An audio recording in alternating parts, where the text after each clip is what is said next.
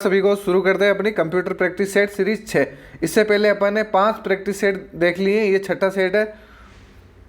और इसका पहला क्वेश्चन है, निम्न में से कौन सा कथन असत्य है। यानी आपके पास 4 पॉइंट दिए हुए हैं, चारों में से एक देखना है कि कौन सा सही है और कौन सा गलत है। तो पहला पॉइंट है, किसी टेक्स्ट की फॉर्मेटिंग को कॉपी करने की शॉर्टकट कुंजी Ctrl+Shift+C होती है। दूसरा पॉइंट है, किसी टेक्स्ट की फॉर्मेटिंग को अन्य टेक्स्ट पर अप्लाई करने की शॉर्टकट कुंजी Ctrl+Alt+V होती है। तीसरा पॉइंट है, MS वर्ड में फ़ॉन्ट साइज न्यूनतम 1 अधिकतम 1638 होती है। चौथा पॉइंट है, फ़ॉन्ट डायलॉग बॉक्स ओपन करने की शॉर्टकट कुंजी Ctrl+D होती है। जल्दी से देखना है 4 पॉइंट में से कौन सा सही है और कौन सा गलत है। 10 सेकेंड आपके पास।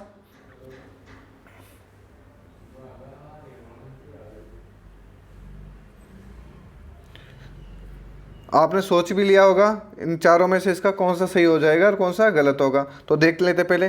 पहला पॉइंट है, टेक्स्ट की फॉर्मेटिंग को कॉपी करने की शॉर्टकट कुंजी, बिल्कुल ये तो सही है, Ctrl+Shift+C होती है, तो ये कथन अपना सत्य हो जाएगा। फिर दूसरा है, किसी टेक्स्ट की फॉर्मेटिंग को अन्य टेक्स्ट पर अप्लाई करने की शॉर्टकट कुंजी। लाइन को ढंग से देखना, किसी टेक्स्ट की फॉर्मेटिंग को अन्य टेक्स्ट पर अप्लाई करने की शॉर्टकट कुंजी वो होती है Ctrl+Shift+V। मतलब यहाँ एल्ट लिखा हुआ है, मतलब ये वाला पॉइंट अपना गलत हो जाएगा। फिर तीसरा पॉइंट है, MS वर्ड में फ़ॉन्ट साइज न्यूनतम 1 तथा अधिकतम 1638 होती है, बिल्कुल ये भी सही है, ये ध्यान रखना, ये भी पूछी जाती है। फिर है, फ़ॉन्ट डायलॉग बॉक्स को ओपन करने की शॉर्टकट कुंजी होती है, तो वो होती है Ctrl+D। मतलब 3 पॉइंट अपने सही है और 1 पॉइंट गलत है। कौन सा है? वो दूसरा वाला। तो अब ऑप्शन में चलते हैं अपन।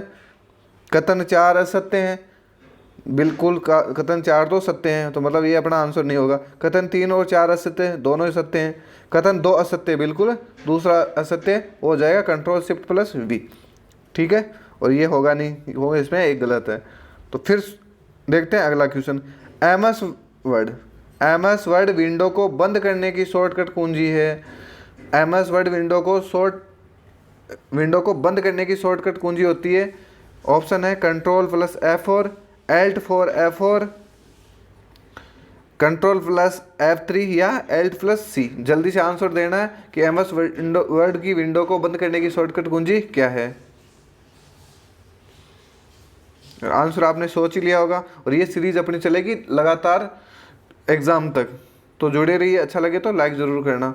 MS वर्ड विंडो को बंद करने की शॉर्टकट कुंजी होती है, वो होती है Alt+F4, यानी ऑप्शन 2 इसका सही उत्तर हो जाएगा। फिर अगला क्वेश्चन, MS वर्ड 2010 का डिफ़ॉल्ट व्यू होता है। MS वर्ड 2010 का डिफ़ॉल्ट व्यू होता है। ऑप्शन है print layout, normal, outline view या वेब लेआउट व्यू। जल्दी से आंसर देना है कि MS वर्ड 2010 का डिफ़ॉल्ट व्यू क्या होता है। आंसर आपने सोच ही लिया होगा, जल्दी से आंसर सोचने के बाद। तो इसका सही उत्तर हो जाएगा ऑप्शन 1, प्रिंट लेआउट। फिर अगला, MS एक्सेल में बाय डिफ़ॉल्ट पेज का ओरिएंटेशन होता है।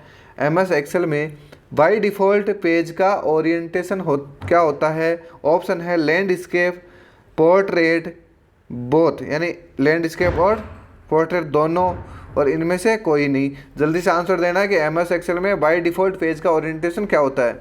लैंडस्केप होता है या पोर्ट्रेट हो या दोनों ही होता है। आंसर आपने सोच भी लिया होगा।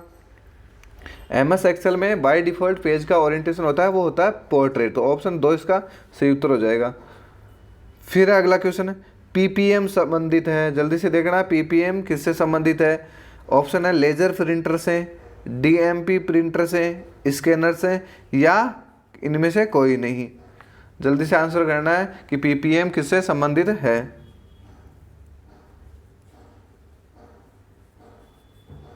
आंसर आपने सोच लिया होगा, PPM है वो लेजर प्रिंटर से संबंधित है, तो ऑप्शन 1 इसका सही उत्तर हो जाएगा। फिर अगला क्वेश्चन, वर्ड में किसी नए दस्तावेज या डॉक्यूमेंट की डिफ़ॉल्ट साइज क्या होती है। यानी MS वर्ड में या किसी नए दस्तावेज की डिफ़ॉल्ट साइज क्या होती है, बताना है। ऑप्शन 1 है 8.5 गुणा 14 इंच, 8.5 गुणा 11 इंच, 216 इंटू 297 इंच, या इनमें से कोई नहीं। जल्दी से आंसर देना है MS वर्ड में नए दस्तावेज या डॉक्यूमेंट की डिफ़ॉल्ट साइज क्या होती है?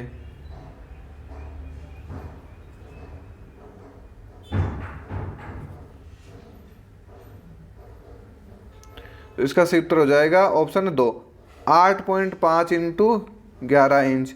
तो ऑप्शन 2 इसका सही उत्तर है। फिर अगला क्वेश्चन है, कैश मेमोरी किन दोनों के बीच कार्य करती है?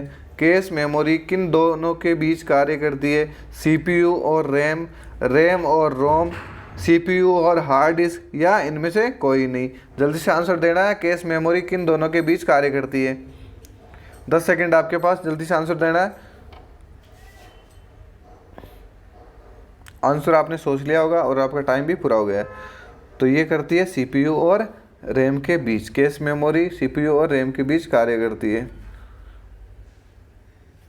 फिर अगला, MS पावरपॉइंट में मैक्रो किस ग्रुप टैब में पाया जाता है? MS पावरपॉइंट में मैक्रो किस ग्रुप टैब में पाया जाता है? Home tab, design tab, format tab या यू टैब? जल्दी से आंसर देना है कि MS पावरपॉइंट में मैक्रो किस ग्रुप टैब में पाया जाता है। 4 ऑप्शन आपके पास, जल्दी से आंसर सोचना।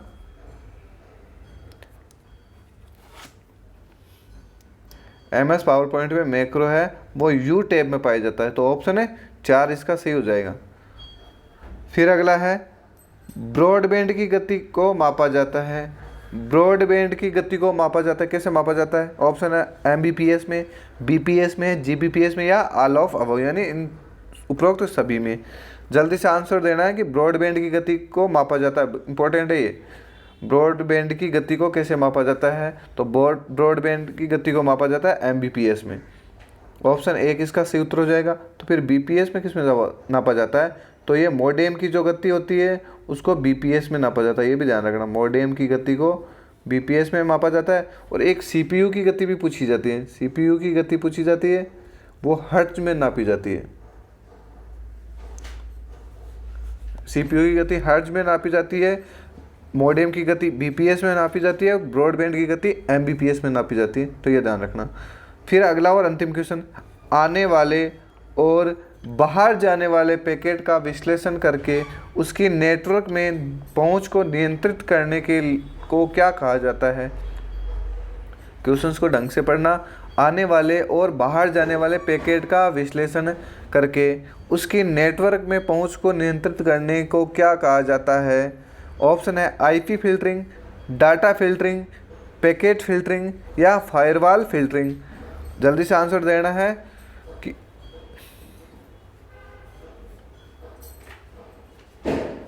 तो इसका सही उत्तर हो जाएगा ऑप्शन है 3 है पैकेट फिल्टरिंग।